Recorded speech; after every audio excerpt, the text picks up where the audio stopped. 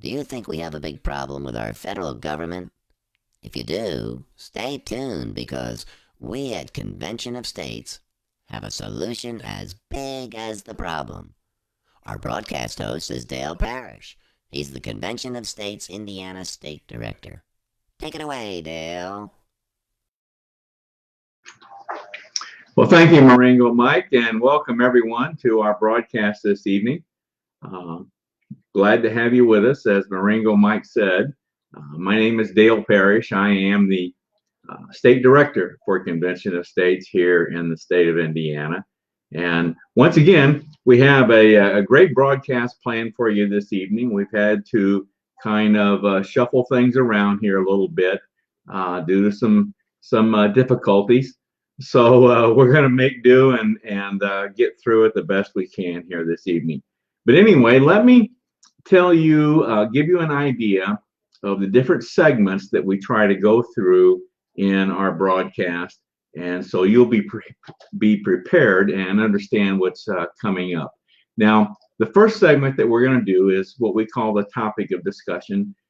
This is where we perhaps discuss a particular topic that applies to Convention of States, or we interview a guest that's involved in Convention of States. Now, tonight we were going to interview another one of our regional directors, but we ran into some difficulties. So we're going to change that around, and I'm going to interview me tonight. All right. So you'll have to listen to me for a little while in this segment. So hope you'll find that interesting. Once we get through the topic segment, then we'll get into what I call the general information area or segment. I'll bring up my PowerPoint and we'll let you know of some resources that we have available to us here in Indiana, and then give you some updated numbers on how we're doing here in the state of Indiana. And I might mention we're doing very well. So be glad to look forward to giving you that information. After we get through the numbers, I want to get into what I call the Convention of States basics. Now the basics involve the three tenets that our program is based upon nationally as well as here in the state of Indiana. So Convention of States basics. Once we get through the basics, then we'll look at recognizing viewers that we have on tap tonight, those individuals that have tuned in. And if you are a viewer, feel free to ask a question or make a comment, and I'll do my best to get it on the screen, and we'll address those tonight. Then, after we recognize our viewers, we'll close things out this evening and let you know what we have planned for next Monday, and then we'll wrap things up for the evening. All right.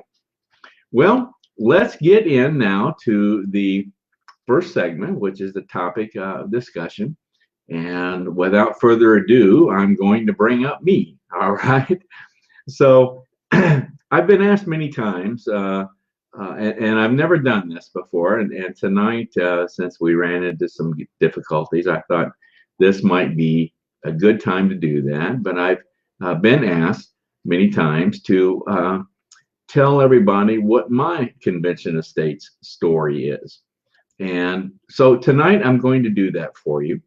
And that would have been, as you know, anytime we have a guest on the program, on the broadcast, the very first thing that we ask of them is to tell us your Convention of States story. Everyone in Convention of States has a story to tell. Now, I'm not talking about a life story. I'm talking about your Convention of States story. How and why did you come to get involved in Convention of States? Well, my story starts, I think, about 5 years ago. I can't recall the specific date, but I'm going to say about 5 years ago. It may have been 6 years ago. But I, like many individuals now in Convention of States, I was never involved in anything political. I was never involved in any campaigns. Um, uh, I certainly participated in a lot of organizations, local organizations, generally business related, but I was never too much involved in actively in government. Now I followed the news. I was very and to this day certainly still follow the news. So I knew what was happening in our country from news broadcasts and so forth. So and I have to admit, things that I was seeing at the time, and we're talking 5, 6 years ago, I did not like.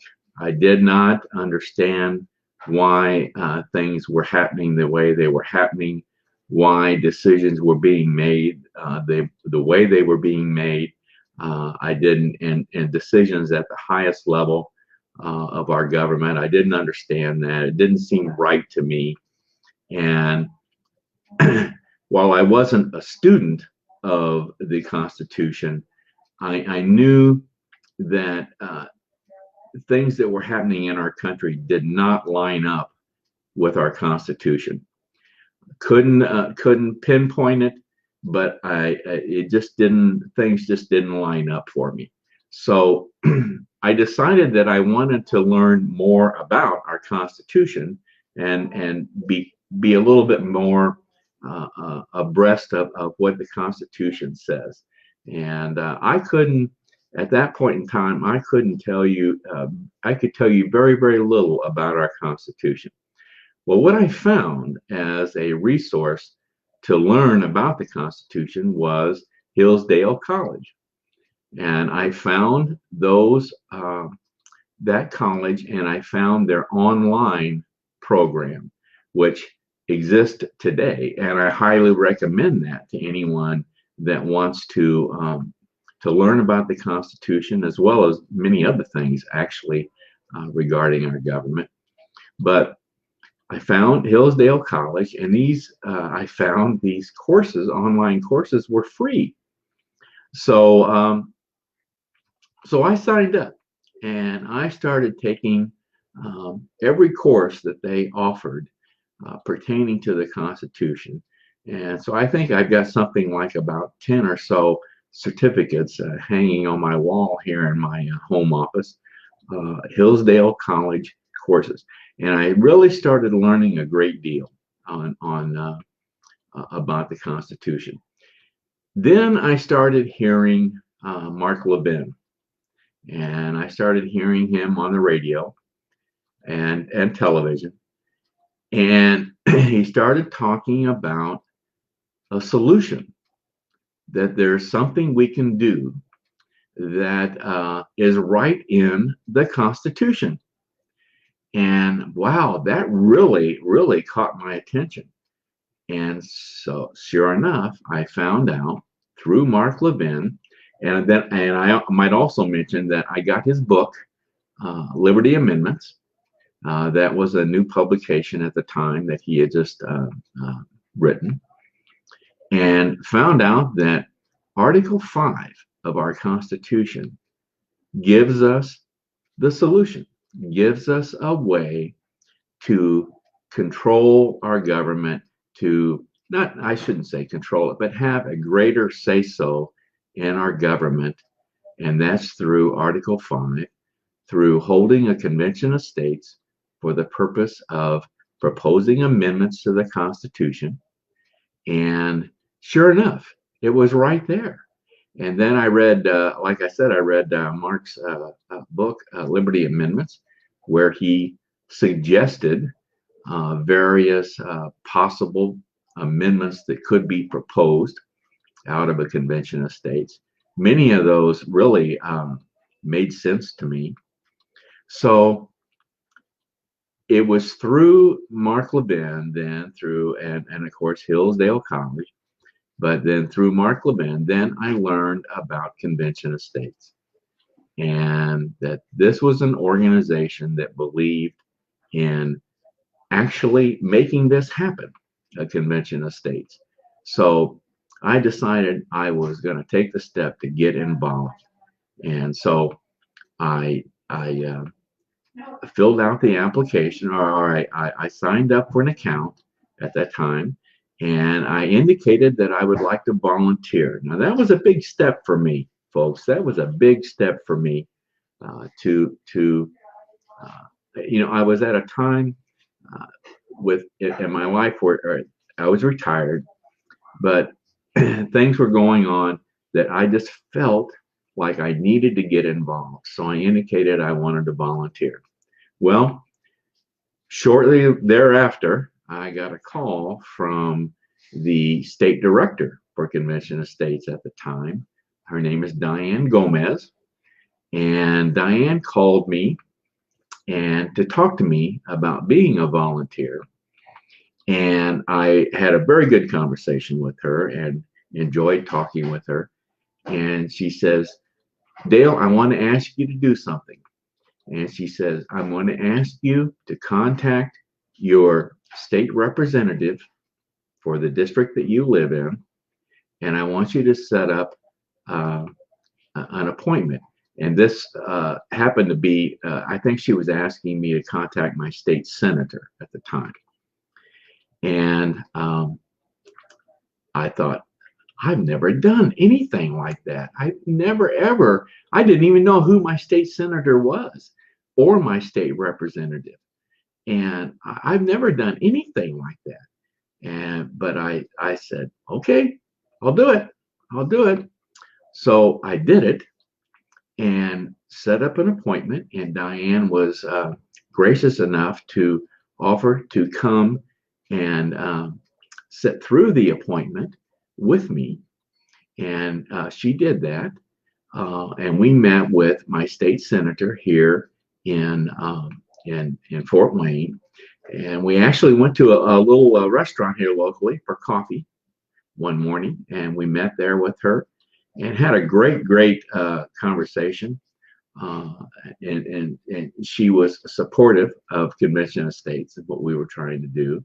So the meeting went very well. She left, and Diane turned to me and said, Dale, how would you like to be the district captain for your district here in Indiana? I thought, holy smokes, what do you? And and I said, sure, I'll do that. And that's how I became a district captain. And see, I just got involved deeper and deeper, and so I became a district captain here in District 85 in Indiana, and that's how it all started. That had to have been, I guess, probably about 2015ish, I guess, somewhere around there, and uh, so I served as a district captain and um, started doing town hall meetings, started doing presentations, and I really got into it, really enjoyed what I was doing. And sure enough, now I met with my state senator, and then the very next thing that Diane asked me to do was, okay, now I want you to go make an appointment with your state representative, who also lived right here in Fort Wayne. And I want you to meet with him and talk to him about Convention of States. And I did that. And I was very nervous. And Diane did not go with me on that appointment. I went by myself. So I met with him, our state representative at the time. And of course, as the resolution came up in 2016, both of my state legislators voted in favor of the resolution in 2016, and we got the resolution passed. But anyway, I served as a district captain for a while. Then my region captain at the time left Convention of States to pursue another interest. So Diane asked me if I would like to be a region captain, and I knew I was getting more and more involved, so I agreed to do that. and sure enough, and continued the town hall meetings. Um, Also met up with some other individuals here in my local area that to this day are involved in convention estates, very, very much so. So became a region captain, and then in about 2017, uh, we had passed the resolution in Indiana in 2016.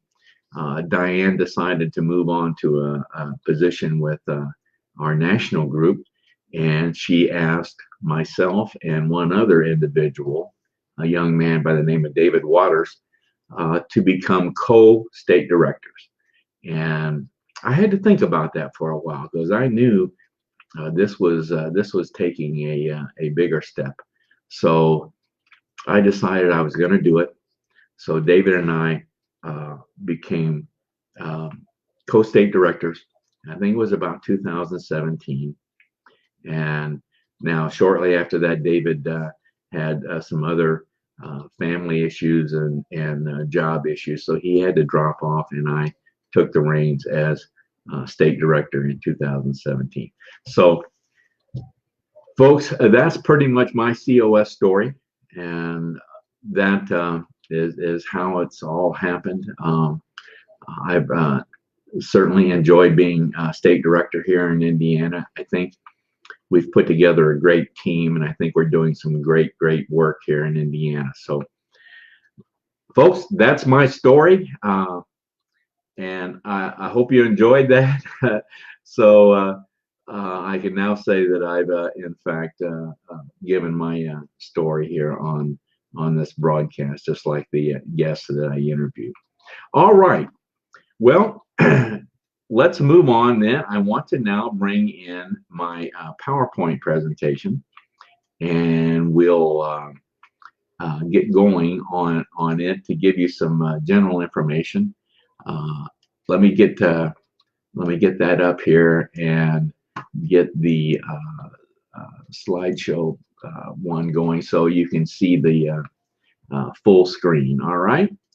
All right, let's talk about some resources that we have available to us here in Indiana. National resources as well as resources here locally here in Indiana. The main resource that we have available to us is our national website, conventionestates.com. This is the first thing you should go to if you're not a supporter of convention estates, which we're going to try our hardest to make you become a supporter. But this is the first step that you take, is going to our national website, conventionestates.com.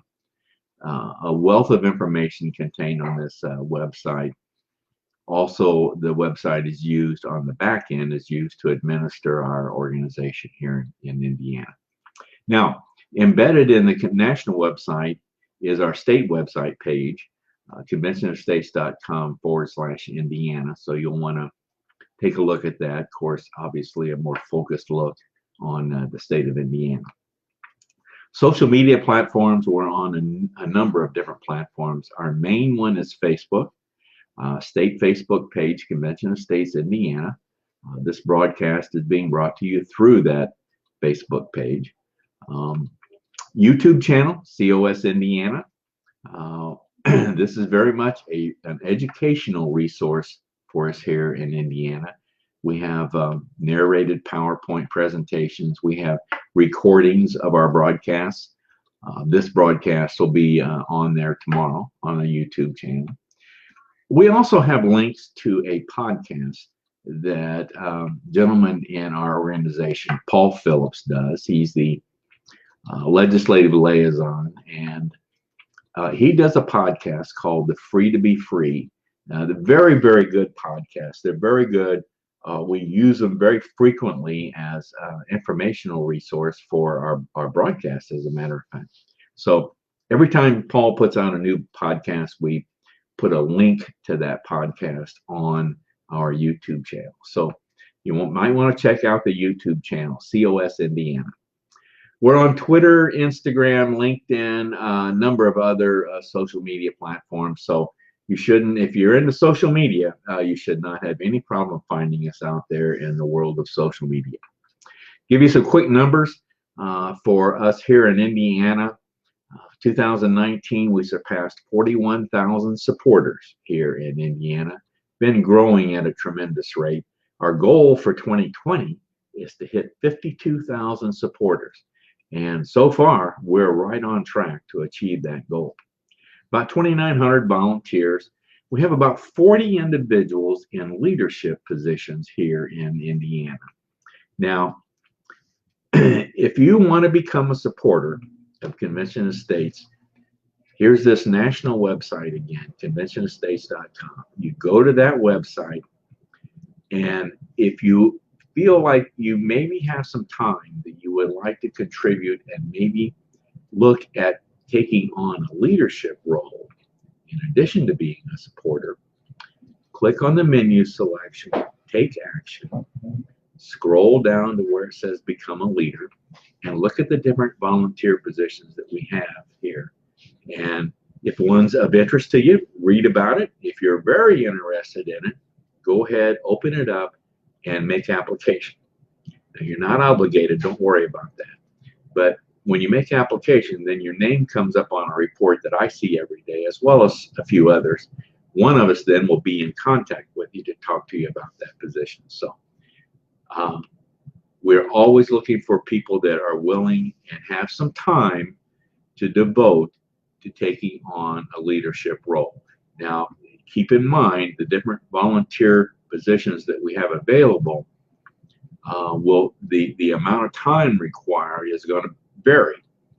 Some of them will require very little time. Other positions are going to require more. So you want to take that into consideration. I know we've all got responsibilities and obligations that we have to take into consideration. So, but please, if you're interested in getting involved, that's the first step, is to go to their website, conventionofstates.com.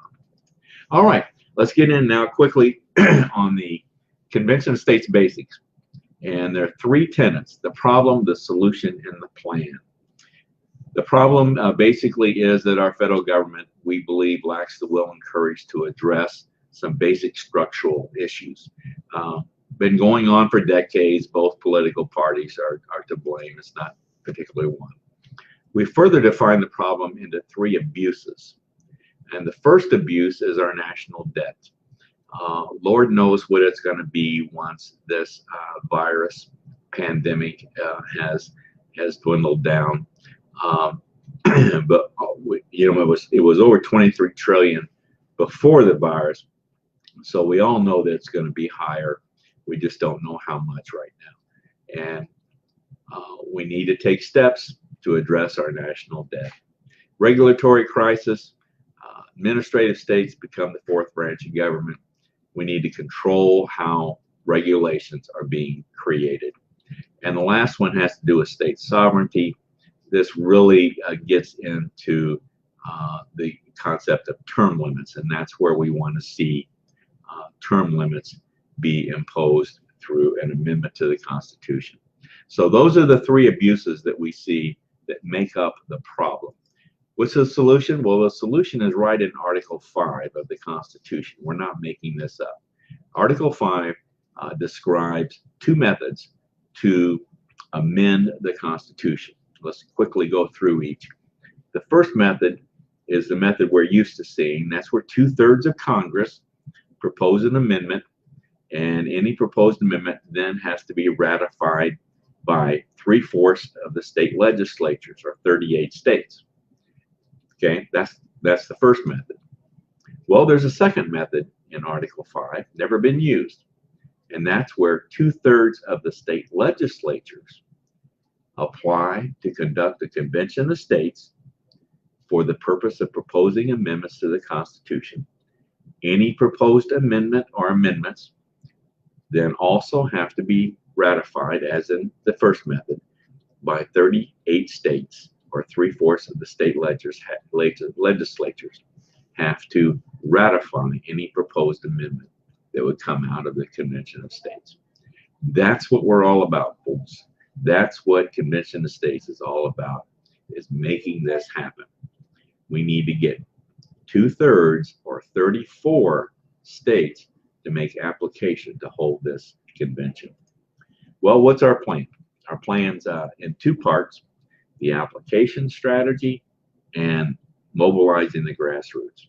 The application strategy is basically we need to get 34 states to use the same application to apply to hold this convention of states. So the subject matter of the application of all 34 has to be the same. We've designed the application, and in the subject matter we specify fiscal restraints limiting the power and jurisdiction of the federal government and term limits. Those are the three areas that relate directly to the abuses that we mentioned in the problem. And so we need 34 states to make application using that same application. 15 states have done this so far. We need to get to 34. The other part of our plan is mobilizing the grassroots. And that's, when I say the grassroots, I'm talking about you, me, and our state legislators. These are the people that will make this happen. Now, our movement is growing. The momentum is great. We're legislatively, we're in all 50 states. I might mention that, I mentioned we needed 34 states. We have 15. Indiana is one of those 15 states. We were the 6th state to file our application. So our momentum is growing, and we need to have your involvement, and look forward to you getting involved with us to make this happen. All right, let me get that off of our screen, and there I am again. Now I want to get into recognizing viewers, and I see we have some people here with us tonight. Jerry Rowe is part of our organization here in Convention of States in Indiana. Jerry says hi to everyone. Thanks, Jerry, for joining us tonight. Ted Mann, Ted, I'm not familiar with who you are, but he has joined us this evening saying that he's with us, so glad to hear that. All right. Lydia Gonzalez, she's also known here as Melba Kaiser. She is a district captain for us here in Indiana. Very good district captain, I might mention. So, Melba, thank you for joining us this evening. And King Simon, I'm not sure this I'm not sure who this person is. Okay, this is Terry. I know, Terry King. Sorry, glad you could join us tonight, Terry. And Terry gave us a link, a website link to Hillsdale College, Constitution 101. So thanks, Terry, for providing that to us tonight. Very good. Well, folks, I'm glad you tuned in tonight and joined us. I want to, before we wrap things up, I want to indicate that next week now on our broadcast, we're going to have the final regional director that exist here in Convention of States. We've got 5 of them, and we are going to end up having 3 of them on. Am I right? Or is it 6 and we're going to end up having 4 on? I can't remember right now. Anyway, the gentleman that will be joining us next week is the regional director for the past states. Now, all the regional directors that we have interviewed here on the broadcast had regions where they had states that had not passed the resolution as yet. In other words, they were all states that were still in play. So, as I mentioned, there have been 15 states so far past the resolution. So what Convention of States has done is they've put those 15 states in a region of their own. And the gentleman that we're going to have on next Monday evening, his name is Rodney Huckleberry. Rodney's been a guest on this broadcast some months ago, but I wanted to bring him back to kind of wrap up the series on regional directors, because he's the director of the group of states that have already passed the resolution. So the challenges, and of course, Indiana is one of the states in that region. But the challenges in his region are a little bit different than the challenges facing the other regional directors. So I think you'll find it very interesting. Rodney's always interesting to talk to, and we'll wrap things up and close out that series on regional directors. Now, I did want to mention one other thing here before we close out, and that is we have a summit coming up here in the state of Indiana. It's called the Indiana Convention of States Leadership Summit. It's going to be June 13th, and this is going to be a virtual summit. A few years ago, we conducted a summit of this nature, and we did it, of course, at a location, a centralized location. We had lunch and all the good things, all the standard things of a conference that you would normally have. Well, of course, with the virus and the lockdown and so forth, this year we decided we were going to do another summit, but it would be a virtual summit. So we're going to Zoom it. We're going to have a Zoom summit June 13th, starting at 10 a.m. And we are going to stream this. So we're going to stream the summit through our YouTube channel, and so we'll be giving you more information on this. But I want to point out our featured speaker at the summit is going to be Mark Meckler, president. Actually, Mark was one of the co-founders of Convention of States and is currently the president for Convention of States.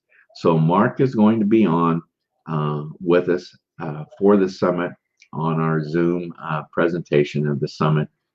He will be speaking and will be conducting Q&A.